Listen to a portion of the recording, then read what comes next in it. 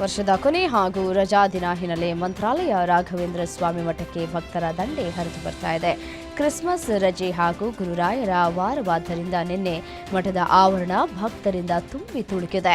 ಒಂದೇ ದಿನ ಲಕ್ಷಾಂತರ ಭಕ್ತರು ಮಠಕ್ಕೆ ಭೇಟಿಯನ್ನು ನೀಡಿದ್ದರಿಂದ ಭಕ್ತರಿಗೆ ಸೌಲಭ್ಯವನ್ನು ಒದಗಿಸುವುದಕ್ಕೆ ಶ್ರೀಮಠ ಹರಸಾಹಸವನ್ನು ಪಡೆದಿತ್ತು.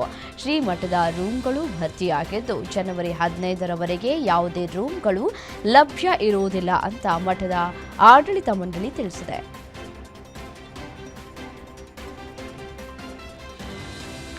ದೊಡ್ಡಬಳ್ಳಾಪುರ ತಾಲೂಕಿನ ಪ್ರಸಿದ್ಧ ಘಾಟಿ ಸುಬ್ರಹ್ಮಣ್ಯ ಕ್ಷೇತ್ರದಲ್ಲಿ ಅದ್ದೂರಿ ಬ್ರಹ್ಮರಥೋತ್ಸವ ನಡೆಯಿತು. ಷಷ್ಠಿ ಹಿನ್ನೆಲೆ ಘಾಟಿ ಕ್ಷೇತ್ರಕ್ಕೆ ಲಕ್ಷಾಂತರ ಜನ ಭೇಟಿ ನೀಡಿದ್ದು ಸುಬ್ರಹ್ಮಣ್ಯನ ದರ್ಶನವನ್ನ ಪಡೆದು ಬ್ರಹ್ಮರಥೋತ್ಸವವನ್ನು ಕಣ್ತುಂಬಿಕೊಂಡರು.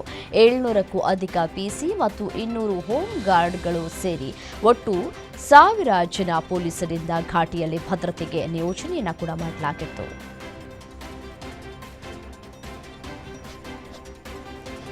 ಅಯೋಧ್ಯೆಯ ರಾಮ ಮಂದಿರಕ್ಕೆ ಕರ್ನಾಟಕದ ಭಕ್ತರೊಬ್ಬರು 30 ಕೋಟಿ ರೂಪಾಯಿ ಮೌಲ್ಯದ ಚಿನ್ನದ ರಾಮನ ಮೂರ್ತಿ ದಾನ ನೀಡಿದ್ದಾರೆ. ಇದು ಸುರಕ್ಷಿತವಾಗಿ ಅಯೋಧ್ಯೆ ರಾಮ ಮಂದಿರ ತಲುಪಿದೆ.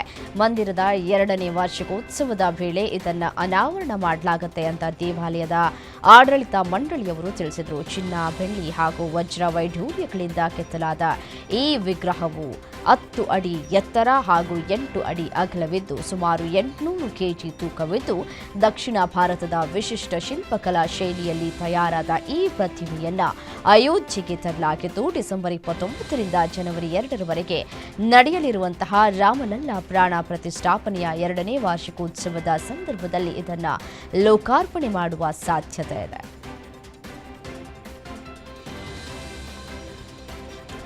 ಬಾಂಗ್ಲಾದೇಶದಲ್ಲಿ ಹಿಂದೂಗಳ ಮೇಲಿನ ದಾಳಿ ಮುಂದುವರೆದಿದೆ. ಇತ್ತೀಚೆಗೆ ಮೈಮೆನ್ ಸಿಂಗ್ನಲ್ಲಿ ದೀಪು ಚಂದ್ರದಾಸ್ ಹತ್ಯೆಯ ಬೆನ್ನಲ್ಲೇ ರಾಜಬರಿ ಜಿಲ್ಲೆಯಲ್ಲಿ ಅಮೃತ್ ಮಂಡಲ್ ಎಂಬಾತನನ್ನ ಹೊಡೆದು ಕೊಂದಿದ್ದಾರೆ. ಅಮೃತ್ ಮಂಡಲ್ ಕ್ರಿಮಿನಲ್ ಗ್ಯಾಂಗ್ನ ನಾಯಕನಾಗಿದ್ದು ಸುಲಿಗೆಗೆ ಯತ್ನಿಸಿದಾಗ ಈ ಘಟನೆ ನಡೆದಿದ್ದು ಆತ ಒಬ್ಬ ಸುಲಿಗೆಕೋರನಾಗಿದ್ದ ಅಂತ ಸ್ಥಳೀಯ ನಿವಾಸಿಗಳು ಆರೋಪಿಸ್ತಾ ಇದ್ದಾರೆ. ಈ ಸರಣಿ ದಾಳಿಗಳು ದೇಶದ ಕಾನೂನು ಸುವ್ಯವಸ್ಥೆಯ ವೈಫಲ್ಯವನ್ನ ಎತ್ತಿ ತೋರಿಸ್ತಾ ಇದೆ. ಬಾಂಗ್ಲಾದೇಶ ರಾಷ್ಟ್ರೀಯವಾದಿ ಪಕ್ಷದ ಹಂಗಾಮಿ ಅಧ್ಯಕ್ಷ ತಾರಿಕ್ ರೆಹಮಾನ್ಗೆ ಜನ ಭವ್ಯ ಸ್ವಾಗತವನ್ನು ಕೋರಿದ್ದಾರೆ. ಯುನೈಟೆಡ್ ಕಿಂಗ್ಡಮ್ನಲ್ಲಿ 17 ವರ್ಷಗಳಿಗೂ ಹೆಚ್ಚು ಕಾಲದ ಸ್ವಯಂ ಗಡೀಪಾರು ಮುಗಿಸಿ ತಾರಿಕ್ ಢಾಕಾಗೆ ಬಂದಿದ್ದಾರೆ.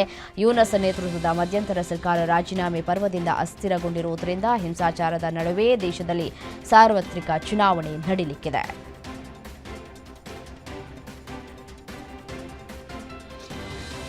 ಕಾನ್ಪುರದಲ್ಲಿ ಅಲಿಗಢ್ ಮುಸ್ಲಿಂ ಯೂನಿವರ್ಸಿಟಿಯ ಬೋಧಕರೊಬ್ಬರನ್ನ ಕ್ಯಾಂಪಸ್ನಲ್ಲೇ ಹತ್ಯೆ ಮಾಡಿದ ಘಟನೆ ಬೆಳಕಿಗೆ ಬಂದಿದೆ. ವಿಶ್ವವಿದ್ಯಾಲಯದ ಎಬಿಕೆ ಸ್ಕೂಲ್ನಲ್ಲಿ ಬೋಧಕರಾಗಿರುವ ರಾವ್ ದಾನೀಸ್ ಅಲಿಯನ್ನ ಗುಂಡಿಟ್ಟು ಸಾಯಿಸಲಾಗಿತ್ತು. ಈ ಹತ್ಯೆಗೈದ ಹಂತಕರು ಯಾರು ಅಂತ ಗೊತ್ತಾಗಿಲ್ಲ. ದಾನಿಶ್ ಅಲಿ ಅವರು ತಮ್ಮ 2 ಸಹೋದ್ಯೋಗಿಗಳೊಂದಿಗೆ ಮೌಲಾನಾ ಆಜಾದ್ ಲೈಬ್ರರಿ ಸಮೀಪದ ಕ್ಯಾಂಟೀನ್ಗೆ ವಾಕಿಂಗ್ಗೆ ಹೋಗಿದ್ರು.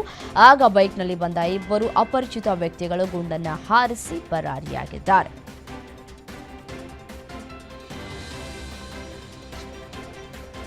ಒಡಿಶಾದ ಕಂಧಮಾಲ್ ಜಿಲ್ಲೆಯ ವಿವಿಧೆಡೆ ನಡೆದ 2 ದಿನಗಳ ನಕ್ಸಲ್ ವಿರೋಧಿ ಕಾರ್ಯಾಚರಣೆಯಲ್ಲಿ 5 ಮಾವೋವಾದಿ ಹೋರಾಟಗಾರರು ಹತರಾಗಿದ್ದಾರೆ. ಬೆಲಗಢ ಪೊಲೀಸ್ ಠಾಣೆ ವ್ಯಾಪ್ತಿಯಲ್ಲಿ ಗುಮ್ಮಾ ಅರಣ್ಯದಲ್ಲಿ ನಡೆದಂತಹ ಗುಂಡಿನ ಚಕಮಕಿಯಲ್ಲಿ 2 ನಕ್ಸಲರನ್ನ ಕೊಲ್ಲಲಾಗಿದ್ದು 3 ನಕ್ಸಲರು ಹತ್ಯೆಯಾಗಿದ್ದಾರೆ. ಈ 2 ದಿನಗಳ ಕಾರ್ಯಾಚರಣೆಯಲ್ಲಿ ಇಲ್ಲಿಯವರೆಗೆ 5 ಮಾವೋವಾದಿಗಳನ್ನು ಭದ್ರತಾ ಪಡೆಗಳು ಸಾಯಿಸಿವೆ.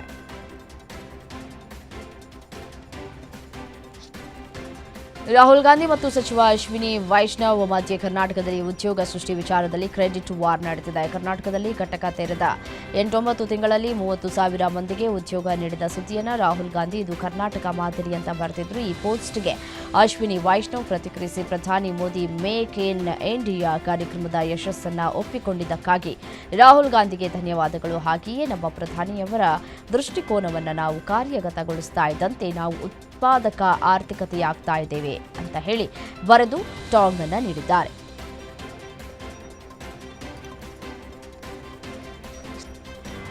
ಕೇರಳದ ಪ್ರಸಿದ್ಧ ಅಯ್ಯಪ್ಪ ಸ್ವಾಮಿ ದೇಗುಲದ ಚಿನ್ನ ಕಳ್ಳತನ ಕೇಸ್ಗೆ ಮೇಲೆ ಟ್ವಿಸ್ಟ್ಗಳು ಸಿಗ್ತಾನೆ ಇದೆ. ಇದೀಗ ಎಸ್ಐಟಿ ಅಧಿಕಾರಿಗಳು ಬಳ್ಳಾರಿಯಲ್ಲಿ ದಾಳಿಯನ್ನು ನಡೆಸಿ ರೋತಾಮ್ ಜ್ಯುವೆಲರ್ಸ್ ಮಾಲೀಕ ಗೋವರ್ಧನ್ ಎಂಬುವರ ಅಂಗಡಿ ಮನೆಗಳಲ್ಲಿ ಶೋಧವನ್ನು ನಡೆಸಿದರು. ಇದರ ನಡುವೆ ಪ್ರಮುಖ ಆರೋಪಿ ಉನ್ನಿ ಕೃಷ್ಣನ್ ಪೊಚ್ಚಿ ಮತ್ತು ಬಳ್ಳಾರಿಯ ಚಿನ್ನದ ವ್ಯಾಪಾರಿ ಗೋವರ್ಧನ್ ಇಬ್ಬರು ಸೋನಿಯಾ ಗಾಂಧಿ ಜೊತೆ ತೆಗೆಸಿಕೊಂಡ ಫೋಟೋ ವೈರಲ್ ಆಗಿತ್ತು. ಪ್ರಕರಣ ಸಂಬಂಧ ಕೇರಳ ಸಿಎಂ ಪಿಣರಾಯಿ ವಿಜಯನ್ ಕಾಂಗ್ರೆಸ್ ನಾಯಕಿ ವಿರುದ್ಧ ಗಂಭೀರ ಆರೋಪವನ್ನು ಮಾಡಿದ್ದಾರೆ. ಆರೋಪಿಗಳ ಜೊತೆ ಸೋನಿಯಾ ಯಾವ ರೀತಿಯಾಗಿ ನಂಟನ್ನು ಹೊಂದಿದ್ದಾರೆ ಅನ್ನೋದರ ಮುಖಾಂತರ ಪ್ರಶ್ನೆಯನ್ನು ಕೂಡ ಮಾಡಿದ್ದಾರೆ.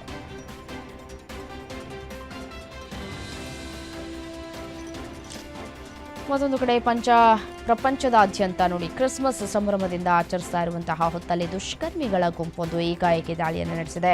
ಛತ್ತೀಸ್ಗಢದ ರಾಯ್ಪುರದ ಮ್ಯಾಗ್ನೆಟೋ ಮಾಲ್ಗೆ ನುಗ್ಗಿದಂತಹ ಗುಂಪು ಕ್ರಿಸ್ಮಸ್ ಅಲಂಕಾರಗಳನ್ನು ಧ್ವಂಸಗೊಳಿಸಿ ಗಲಾಟೆಯನ್ನು ಸೃಷ್ಟಿಸಿವೆ. ಅಲ್ಲಿ ನೆರೆದಿದ್ದ ಜನರ ಐಡಿ ಪರಿಶೀಲಿಸಿ ಜಾತಿ ಧರ್ಮ ವಿಚಾರಿಸಿ ಹಲ್ಲೆಯನ್ನು ನಡೆಸಲಾಗಿದೆ. ಸದ್ಯ ಪೊಲೀಸರು ಸಿಸಿಟಿವಿ ದೃಶ್ಯಗಳ ಆಧಾರದ ಮೇರೆಗೆ ದುಷ್ಕರ್ಮಿಗಳ ಪತ್ತೆಗೆ ಬಲೆ ಬೀಸಿದ್ದಾರೆ.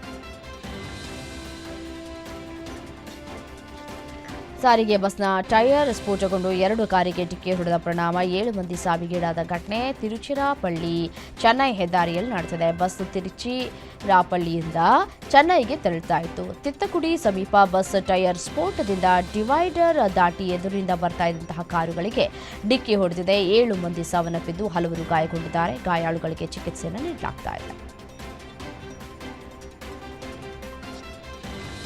ತಾಂಜಾನಿಯಾದ ಕಿಲಿಮಂಜಾರೋ ಪರ್ವತದ ಮೇಲೆ ಹೆಲಿಕಾಪ್ಟರ್ ಪತನಗೊಂಡಿದೆ. ಈ ದುರ್ಘಟನೆಯಲ್ಲಿ 5 ಸಾವನ್ನಪ್ಪಿದ್ದಾರೆ. ಮೃತಪಟ್ಟವರಲ್ಲಿ 2 ವಿದೇಶಿ ಪ್ರವಾಸಿಗರು, ಒಬ್ಬ ವೈದ್ಯ, ಒಬ್ಬ ಟೂರಿಸ್ಟ್ ಗೈಡ್, ಪೈಲಟ್ ಇದ್ದಾರೆ ಅಂತ ಅಧಿಕಾರಿಗಳು ತಿಳಿಸಿದ್ದಾರೆ. ಪರ್ವತದ ಮೇಲಿದ್ದವರಿಗೆ ವೈದ್ಯಕೀಯ ನೆರವು ನೀಡುವುದಕ್ಕೆ ತೆರಳುತ್ತಾ ಇದ್ದ ವೇಳೆ ವೆರಾಪು ಕ್ಯಾಂಪ್ ಕಿಬೋ ಶೃಂಗದ ನಡುವೆ ಸುಮಾರು 13,100 ಅಡಿ ಎತ್ತರದಲ್ಲಿ ಅಪಘಾತ ಸಂಭವಿಸಿದೆ.